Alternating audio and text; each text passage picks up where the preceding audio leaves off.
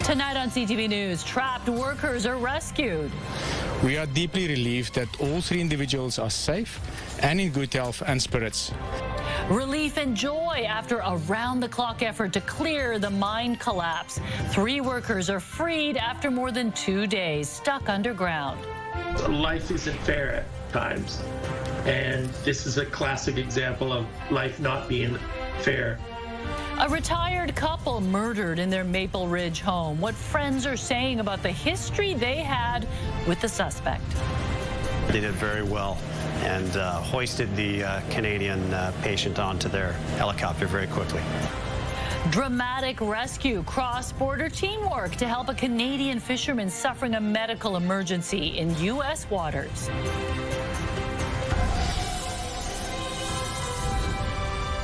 This is CTV News with Mi Jung Lee.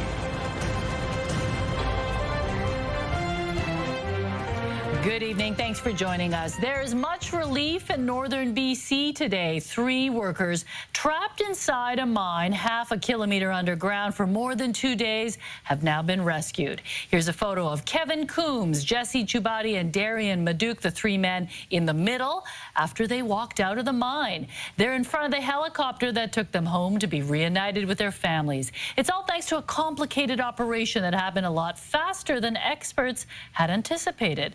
CTV's Reagan Hasegawa has our top story. After more than 60 hours trapped deep underground, these scenic views of the Red Chris mine are a sight for sore eyes. 3 workers from high-tech drilling who were safely brought to surface last night. They are being reunited with their families early this morning. We are deeply relieved that all 3 individuals are safe and in good health and spirits. One worker described the ordeal as a wild week and said he was glad to be out of there. The diamond drillers from BC, Manitoba, and Ontario were rescued faster than experts had expected, thanks to their quick thinking and the help of new technology. Safety protocols work. Incredible that Kevin, Darren and Jesse did exactly what they were trained to do, and because of that, they stayed safe. The trio got trapped Tuesday after 2 rock falls in the access tunnel.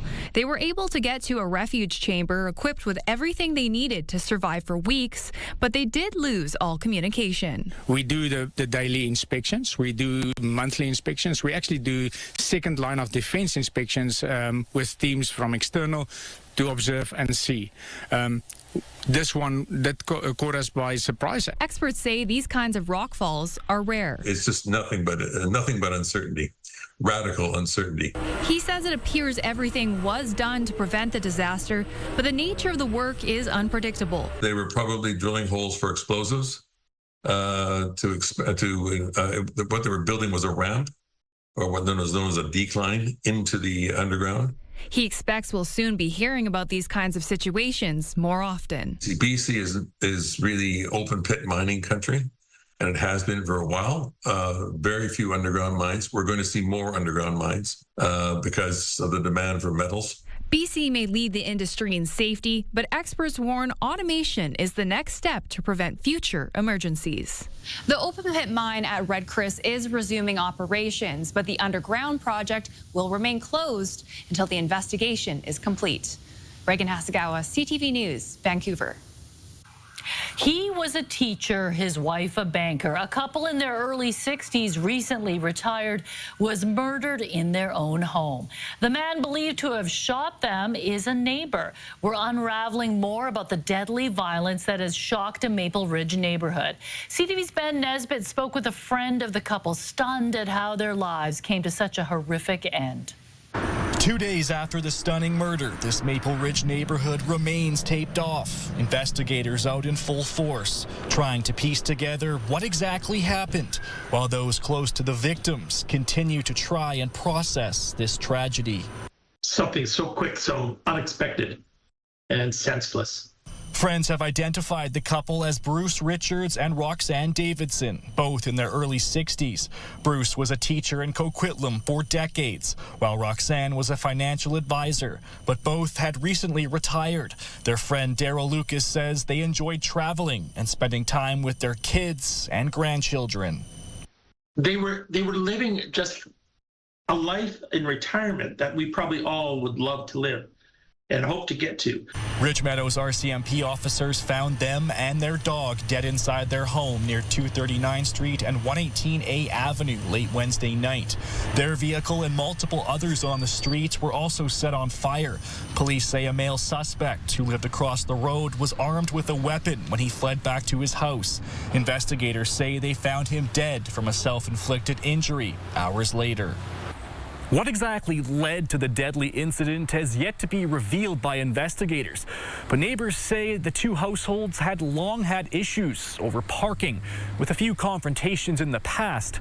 But of course, nothing even close to this magnitude. Police haven't provided any information about the suspect, but neighbors described him as a middle-aged man. IHIT is investigating the murders of Roxanne and Bruce, two people who Lucas says did not have a bad bone in their bodies. Life isn't fair at times, and this is a classic example of life not being fair, taking these two wonderful people way too early, way too early. Ben Nesbitt, CTV News, Maple Ridge. A Vancouver senior seriously injured in a hit and run 2 weeks ago is speaking out tonight. The collision put her in hospital with multiple broken bones.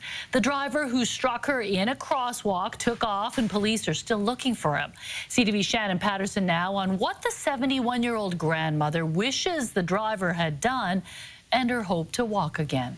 I do this every time I have to go to the bathroom or get up. This room at UBC Hospital has been Laureen English's home for the past 2 weeks. I have a fractured left hip and pelvis. I have a broken collarbone, as well as I broke my nose. The 71-year-old was a pedestrian crossing with the walk signal on Grandview Highway at Slocan on July 11th when she was hit by an SUV turning left. I was in a lot of pain. Witnesses came up right away. There was a beautiful woman and her daughter just took over, and then I heard a man's voice go, "Okay, he's pulled over." And then all of a sudden I heard a couple of guys yell, no, he's taking off. We know that it was a gray SUV and we're treating it as a hit and run. But at this point, we still don't have a lot to go on, and that's frustrating. Police don't have surveillance video of the collision and are appealing for witnesses and the driver to come forward. Please, we're asking you to do the right thing. Come forward and speak to our investigators so we can get some answers here. I heard somebody say, oh, it's an old man or an older man. In my heart and my mind, I just thought if he came over to me, I just wanted him to hold my hand and say he was sorry. That's all I really wanted. Till this day, that's what I wanted. Sorry.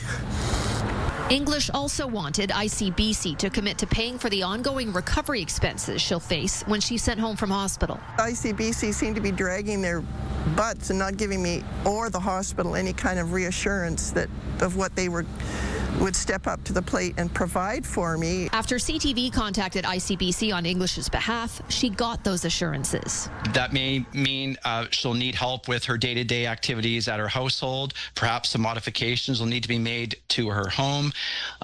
These are some of the things that we're going to make sure are taken care of. Imagine that. I contact the media and all of a sudden ruffle a few feathers and get the ball rolling. English hopes to be released from hospital next week, but her road to recovery is a long one. At my age, I want to be able to walk, so I pray for that. And I'm not a very religious person, but I pray for that. Shannon Patterson, CTV News, Vancouver. New Westminster police are ramping up patrols in the downtown core to address growing concerns about public safety and crime. But some merchants say perception and not reality is also bad for business. Meanwhile, service providers who work with the most vulnerable worry the actions of a few will stigmatize people in need. CTV's Ben Milger reports. A man wielding a machete threatens staff before helping himself to some food and fleeing a restaurant. It's a high-profile example of violent crime in New Westminster. Alejandro Diaz, owner of El Santo, a different restaurant, says crimes like that are an anomaly, not the norm. He worries New West is getting an undeserved reputation, one that could be keeping customers away. What I have been hearing a lot lately is that there is lots of crime in the US, and as people hear that, people are going to stop talking to the community. I really think that for us as the community, it would be good to talk about the great things that we have.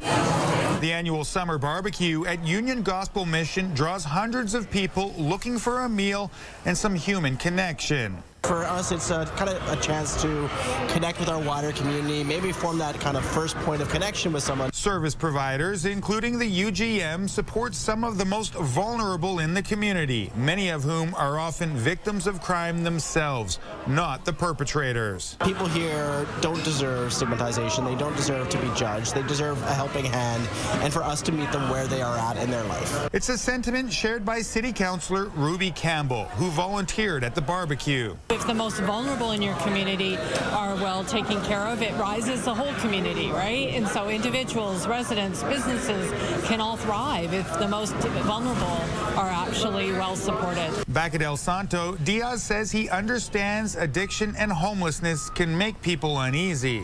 I respect other people's perception, but I think that for me it's also important to know that, it's being uncomfortable is different than being unsafe. New West Police say additional funding from the province has allowed them to increase patrols in the downtown core. Ben Milger, CTV News, New Westminster. A caught-on-camera crash in BC's interior is prompting a warning from police about the dangers of both impaired driving and not wearing a seatbelt. Dashcam video shows a white Ford F-250 and a gray Toyota Camry driving toward an officer in Williams Lake Sunday afternoon. Both drivers were not wearing seatbelts. As the officer does a U-turn to pull them over, the Camry crashes into the back of the pickup. The driver of the Camry had smashed his windshield with his head and was found to be impaired. Police say the other driver had only minor injuries as her seatbelt had been put back on before the collision. The Vancouver Park Board is defending the Kits Pool reservation system that has drawn the ire of some, including the mayor. It was started during COVID-19 restrictions and is now being called outdated. Still, the board seems in no hurry to make changes. CTV's Martin McMahon has more on the ongoing controversy. The reservation system has been in place for years now. Users can book 2.5-hour sessions with 20% of the capacity left for drop-ins. The most important thing that I want people to know is drop-in is obviously still an option for folks who are looking to swim at Kits Pool. We do have an incredible amount of capacity to accommodate our drop-in users. While some claim the system is preventing those with unpredictable schedules from going for a swim, the park board insists it's not the case. We've only had one session so far this summer where we've had to turn folks away for drop-ins. I was on site yesterday myself talking with the head lifeguard, and he mentioned the same thing. They are able to accommodate quite a lot of people through drop-ins. Others have criticized the changeover periods lasting half an hour between booked sessions, in which the pool sits empty, often during prime times. Before we went through this process, and well before COVID, we received a lot of complaints actually about the cleanliness of our change rooms. So that changeover time allows our staff to get through those change rooms. It allows the patrons to get in and out as well. They've got a shower, they've got to change. But Mayor Ken Sim isn't convinced. Yeah, look, I want to be very respectful to the Park Board GM. We are getting an overwhelming number of comments of people that are frustrated with the reservation system. We're not pushing this because there's the desire to get rid of the elected Park Board. This is just another example of why we should get rid of the elected Park Board. Sim's online criticism prompted Park Board Commissioner Tom Digby to label Sim as, quote, unhinged in a social media post. This week, the Park Board decided not to hear a motion from ABC Commissioner Marie-Claire Howard. The motion had called for a return to drop-in access only. But given it wasn't heard, the booking system will survive the rest of the summer, at least. Martin McMahon, CTV News, Vancouver. It's World IVF Day, celebrating the first successful IVF birth in 1978 and the advancements in fertility medicine since then. But it's also raising awareness about gaps that still exist, as BC's publicly funded program is now accepting applications. CTV's Yasmin Gandam has a story. It can cost anywhere from $18,000 to $20,000 for one round of in vitro fertilization. It's a medical procedure that involves retrieving a woman's eggs and a man's sperm, then combining the two in a lab and transferring the embryo to a woman's uterus. That makes a baby for a little better than half of people who do it. Cost is the biggest deterrent for seeking treatment. BC's publicly funded IVF program is accepting applications as of July 2nd.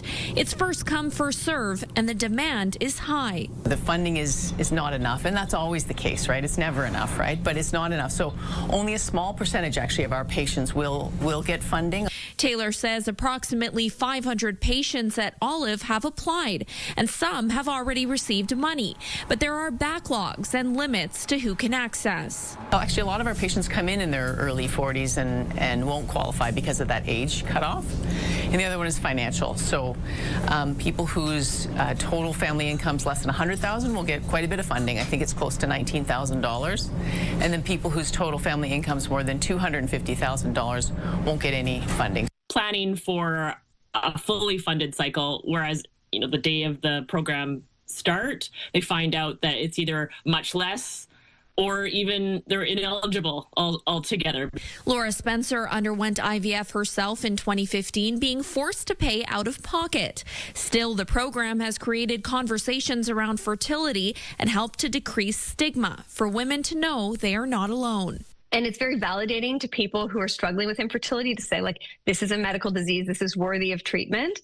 So a lot of these patients have renewed hope. Hope to have a child and hope that more support for other fertility procedures could be on the way. Yasmin Gandham, CTV News, Vancouver. The push to fund pancreatic cancer research in BC is reaching new heights.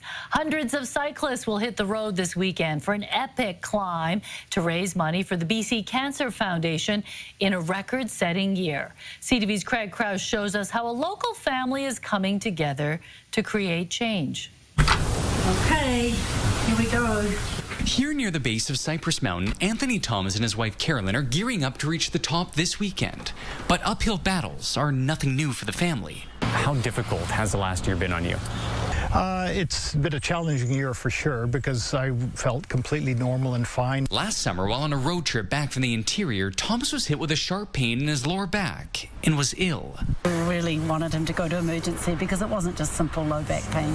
We stopped at the clinic in Whistler.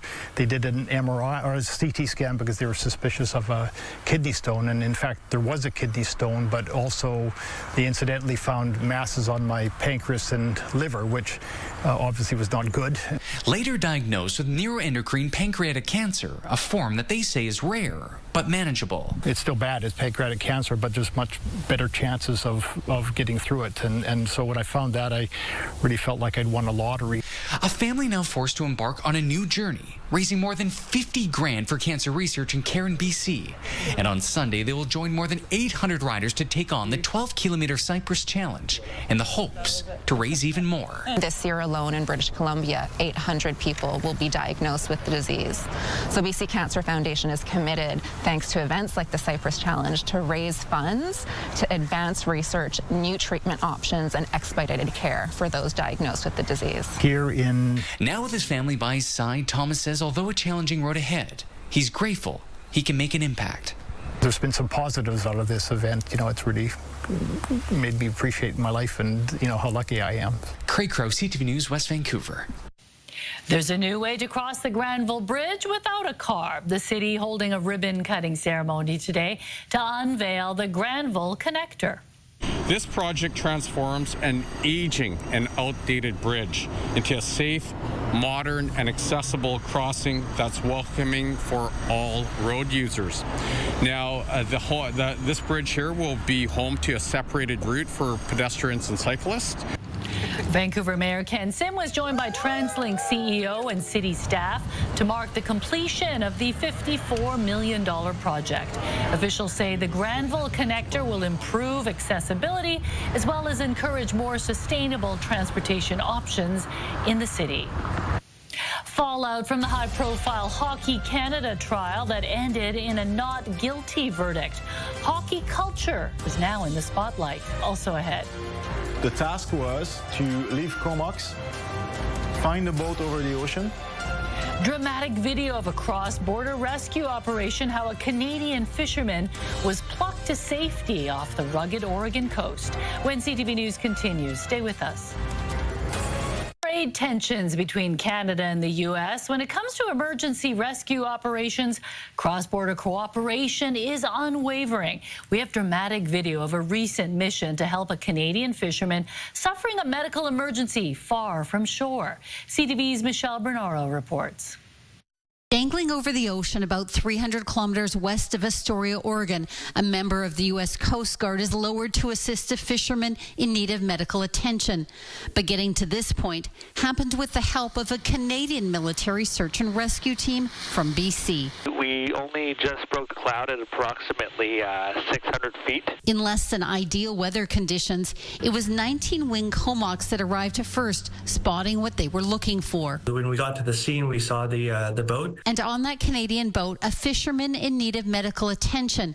The Canadians providing U.S. rescuers. We are, like I said, about 47 minutes out, and we appreciate you guys being out here. With important information. So we were able to relay to the vessel to move the boom out of the way and to clear the area on the stern of the vessel, such that once the Jayhawk came in, basically the vessel was completely prepared for the hoisting operation. Once on scene, the Coast Guard in a helicopter sending a team member down to the boat.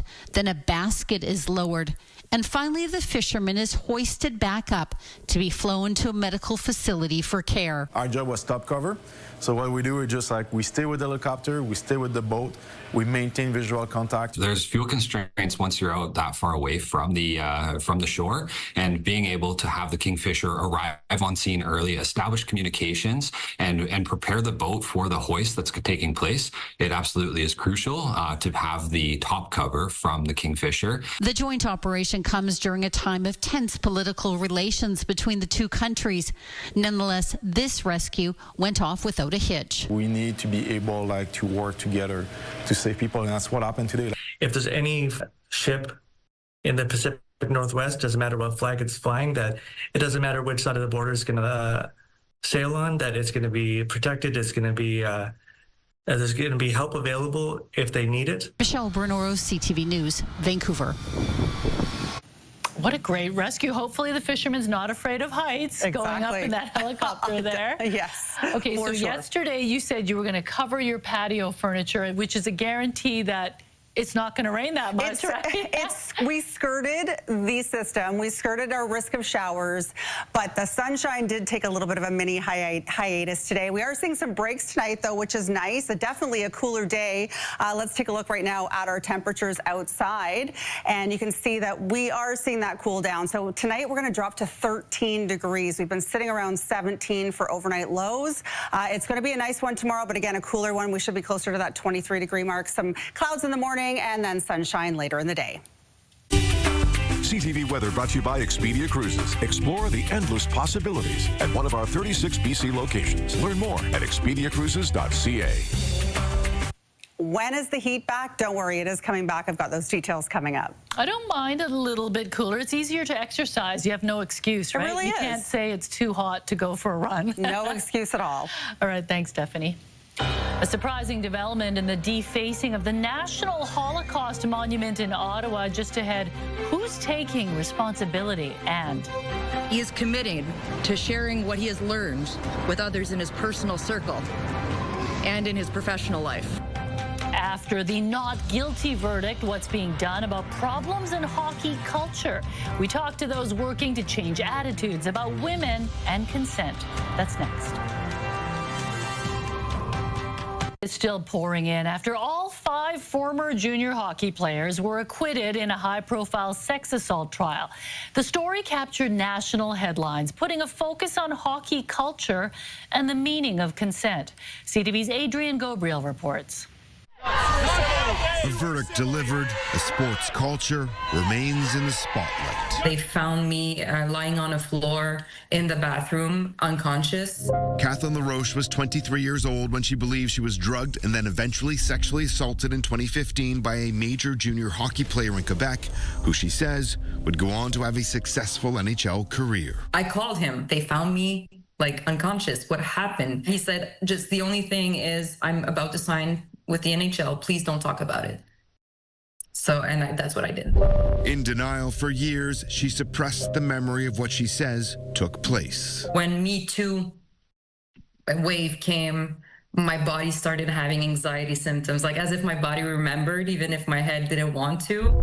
As part of her personal journey and to help educate athletes, LaRoche is now working with hockey players and coaches at all levels, starting as young as 15 years old, sharing her experience and the importance of consent and self-awareness. I want to educate people like him to protect people like me. Author Laura Robinson wrote Crossing the Line, that examines the pervasive culture of Canada's national sport. In my book, I have two guys who were convicted, actually, Jarrett Reed and Andrew Power, as they were convicted as junior players. They're both coaching right now.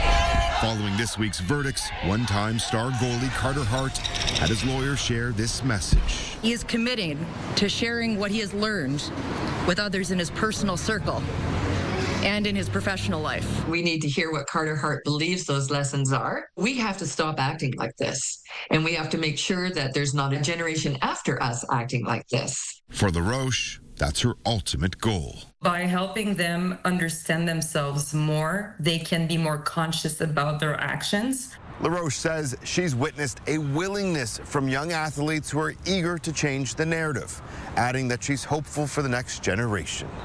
Adrian Gobriel, CTV News, London, Ontario.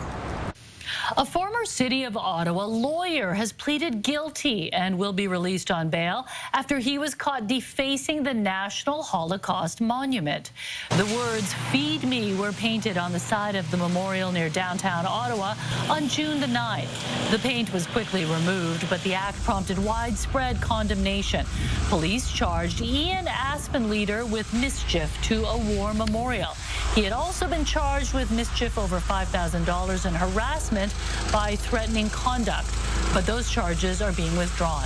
Defense attorney Michael Spratt says his client wanted to draw attention to the humanitarian crisis unfolding in Gaza. The plea itself is an acknowledgement of the wrongness of his actions and how he expressed that concern.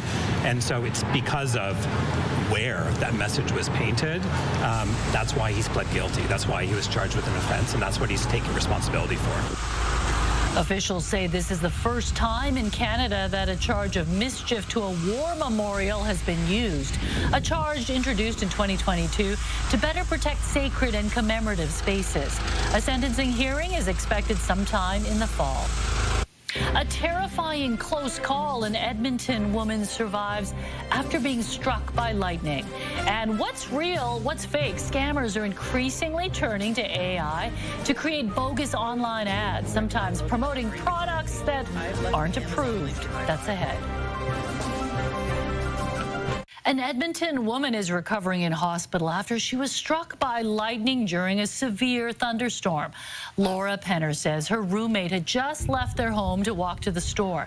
Penner was sitting in their living room around 4 p.m. looking out the window. Her friend had just crossed the street when there was a lightning flash and a big boom.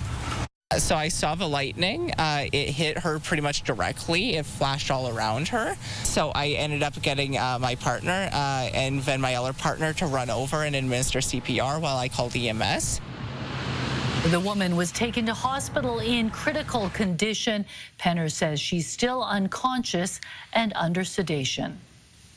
An online retailer is being called out for peddling an offensive T-shirt design, one that takes aim at racialized people working at one of Canada's most iconic coffee shop chains. The design by a company called Alberta Unchanged says, "Sing Hortons now hiring Timmigrants." As you can see, it resembles the fonts and logos for Tim Hortons. Sing is a common South Asian name. In a statement to CTV News, the company calls it satire. But some say there's nothing funny about it, and it's a veil for anti-immigrant sentiment, racism, and prejudice. One group says it's important to stand up to all forms of hate, large or small, and public condemnation can be powerful enough to make a change. And as a community as well, to kind of speak about it, have conversations around how humor often veils hate, and what we can do as a community to ensure that we're not legitimizing poor behavior like that. Tim Hortons' hiring practices have come under fire for the company's reliance on temporary foreign workers, for paying low wages and reducing opportunities in communities with high youth unemployment. Tim Hortons declined an interview about the T-shirt design, but told CTV its 100,000 workers are members of our local communities and don't deserve to be exposed to such blatant racism. Two leaders of the so-called Freedom Convoy protest are scheduled to be sentenced on October the 7th. Tamara Leach and Chris Barber were found guilty of mischief for their roles in the 2022 protest against pandemic health measures. It blocked downtown streets in Ottawa for several weeks. The Crown is seeking a prison sentence of 7 years for Leach and 8 years for Barber, who is also found guilty of counseling others to disobey a court order. Canadians are being warned to watch out for fake online ads as scammers increasingly use deep fakes and bogus celebrity endorsements to promote products that aren't approved or don't even exist. The Better Business Bureau says fraudsters are using social media and email to promote everything from phony smartwatches to miracle weight loss pills. Artificial intelligence is also being used to create fake videos of trusted public figures and medical professionals to push products. The BBB says these ads prey on people with legitimate health concerns and could put their well-being at risk. It can be a serious issue. You don't want to be taking some sort of supplement or using some sort of device that is not legitimate, is not reputable, because it could actually harm your health. So that's what we're concerned about, beyond losing money.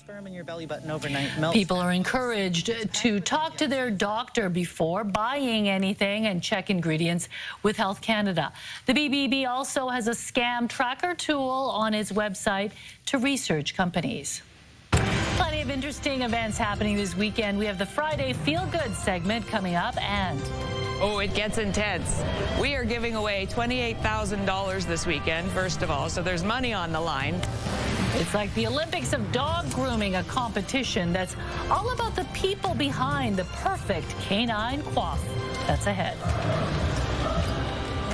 Video of a school band's powerful rendition of Crazy Train is going viral once again this week following the death of Ozzy Osbourne.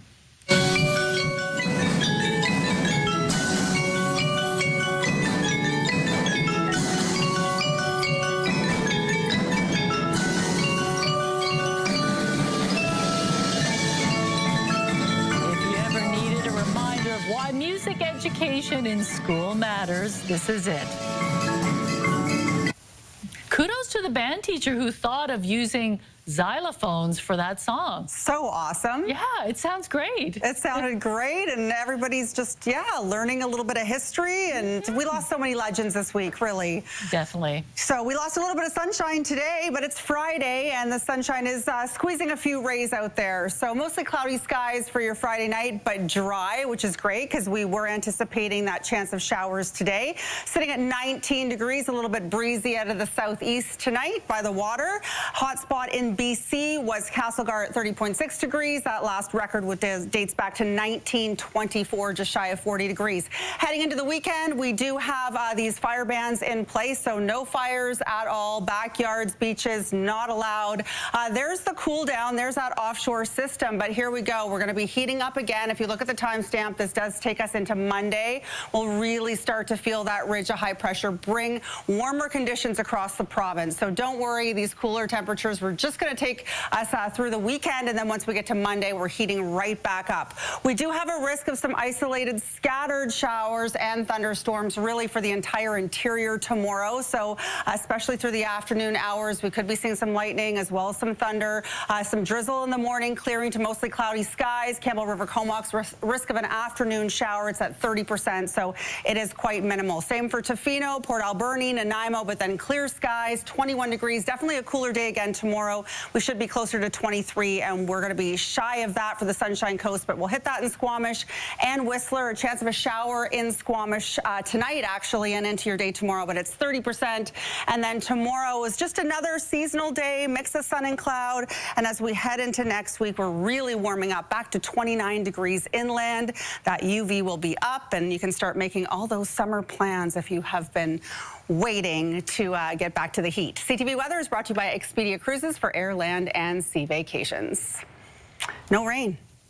That's right. It's been so dry this summer. Next long stretch here. Yeah, just a few drops today. That's about it, right? That's about it. Okay, well, look forward to the heating up if people really like that, the hot weather. Some people do. Yeah, thanks, Stephanie. Well, the fur is flying in Calgary this weekend as hundreds of competitors from around the world gather for Canada's largest dog grooming convention. But as CTV's Alicia Fieldberg finds out, grooming is about much more than just a haircut. Music plays and lights flash as dog groomers carefully snip, brush, and spray all breeds of pups as the public watches the live competition. I find it very therapeutic. It's just not something you'll see anywhere else. Master Groom Canada offers 3 days of competitions for hundreds of dog groomers from around the world. You definitely need to put your own flair to it. It's about profile, it's about symmetry, it's about breed standard. Above everything, this is about care for the animals. So the dogs need to be very well taken care of and look perfect at the same time. And the pressure is on. Competition gets really intense. People are overwhelmed. Some people are crying. Some people are, super nervous. You want to come here to win. And sometimes it's one hair that is in between you and the first place. It's a really interesting subculture that we have here with dog grooming competitions. They're competing for nearly $30,000 in prizes, trips, and points to qualify for world events. Team Canada made ground on the global stage last year. It's the first time in I don't even remember how many years that Canada placed, and we won second in the whole world. This Calgary event is the biggest in Canada. This is the closest competition in North America for me to attend, so I really appreciate having it here. While many aim for the podium, some are just glad for a chance to hone their skills. A little anxious, but just mostly excited. I set my expectations for my participation ribbon and just to have fun and learn and grow. Though the competition can get hairy, it all ends in wagging tails and toothy grins. Alicia Fieldberg, CTV News, Calgary. A Justin Timberlake concert in Europe is going viral for all the wrong reasons.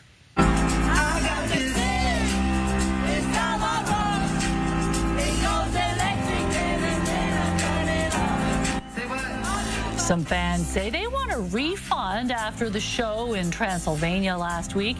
Timberlake could be seen pulling his jacket over his head and refusing to sing during one of his biggest hits, Can't Stop the Feeling. Fans also reported he complained about the rain and the cold multiple times during the set. Chilling in the park, pro wrestling at the Commodore, and a Mount Pleasant block party. The Friday feel-goods are next, plus cultivating creativity. Adam finds out the story behind a pair of neighbors determined to turn the dull into the dynamic. Coming up on the Sawatsky Sign-Off. Right now, here's a preview of CTV Morning Live. What will be the overall global impact of the rise of the superbugs? Monday on CTV Morning Live, what new modeling is predicting will happen in the years ahead if we can't get drug-resistant bacteria under control. And which Lower Mainland community is getting top marks for its participation? We'll see you Monday morning. News, weather, and traffic. It's everything you need. CTV Morning Live, weekdays 6 to 9.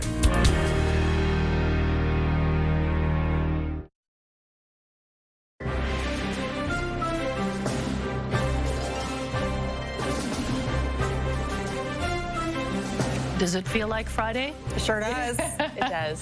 Okay, it is time for Friday Feel Goods, a weekly roundup of unique events happening in Metro Vancouver. Here are 3 things worth checking out.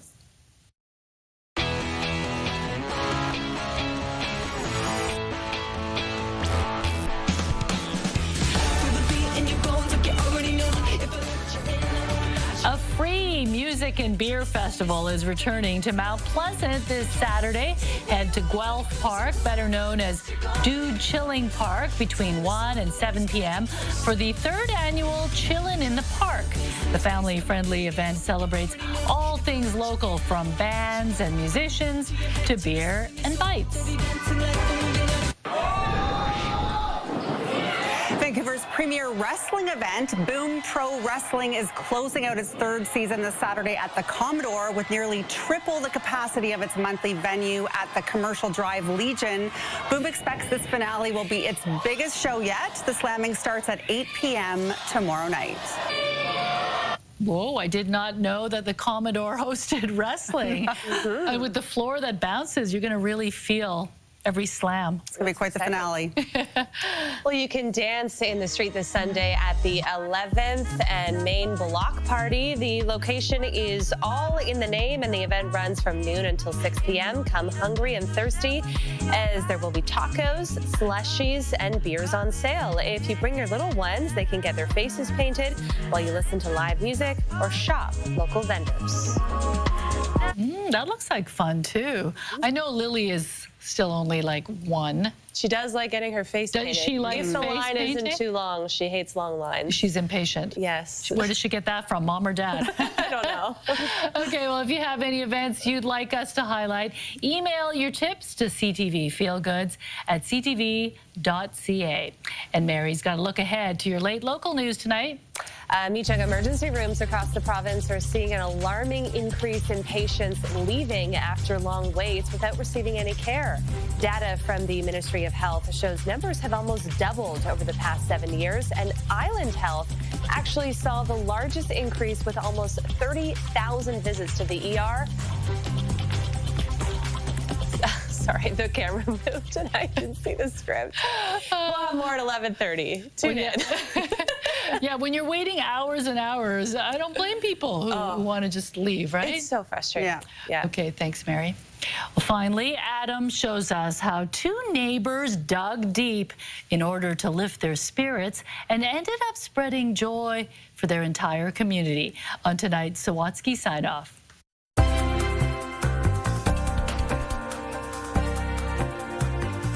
More than having a bad day, Leanne Wilkins was enduring a whole bunch of them.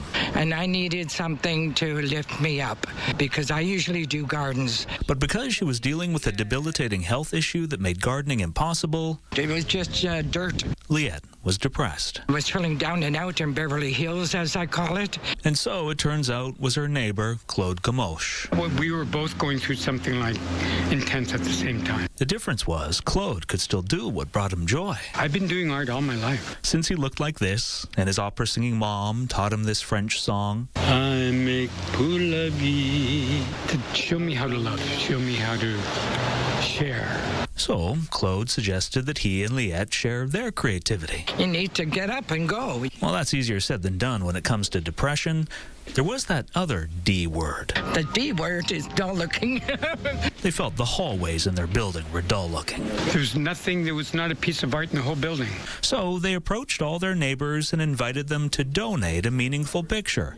Before Liette and Claude refurbished all sorts of thrift store frames and got permission to fill the hallways with more than 400 of them. The beauty of that is to know that you get to meet the people. After cultivating a sense of community inside, Liette and Claude turned their attention to her garden plot outside. Make it a fairy garden, a fairy sanctuary garden. And transformed the bare soil into a bountiful stage for countless characters and colors by asking one question. What can we share to help lift people up? Well, it not only inspired other tenants to get creative with their gardens, it prompted so many people passing to stop and smile that Liette started collecting thank you notes and documenting dozens of interactions. The grandchildren have big smiles. I come out here when I feel down and out in Beverly Hills, and it makes my heart happy. Because if we can work to elevate others, they say, positivity is perennial.